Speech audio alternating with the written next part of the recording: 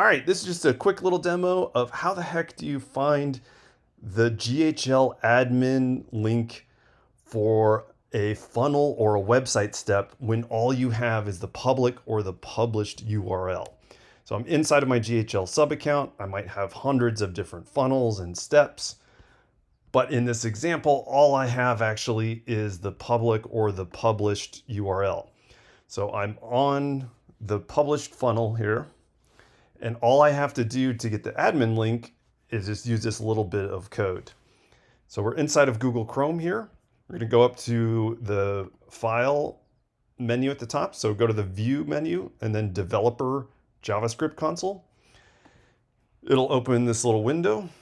So we're under Console here.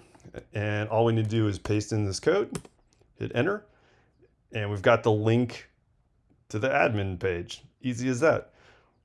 I'm going to copy the address here and paste it in and wait for it to load. And then we're going to be editing the right GHL funnel page and step. That's it. Now, if you don't have this code, which you can get the code at GHL Guides, but if you don't have the code, I'll show you how you can actually find it still through the JavaScript console, but without code. So we're going to come back into the public page here, open up the JavaScript console, and then we're going to click on Application tab and expand this local storage here. And then we want to click on the URL that matches the page we're on. So it'll probably be a Google Analytics, Google Tag Manager, some other URLs here. We want to make sure we find the one that matches our URL. And then we're looking for V2 history. It's going to say V2 history and then have some random ID afterwards, but there should only be one V2 history. So you click on that, come down to sessions and expand these, come down to funnel, and there's your funnel ID and step ID.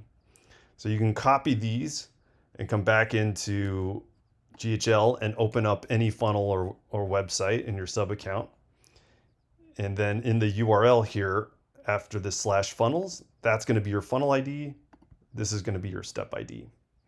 But it's a lot easier if you just use that little code snippet. All right, I hope this helps. Cheers.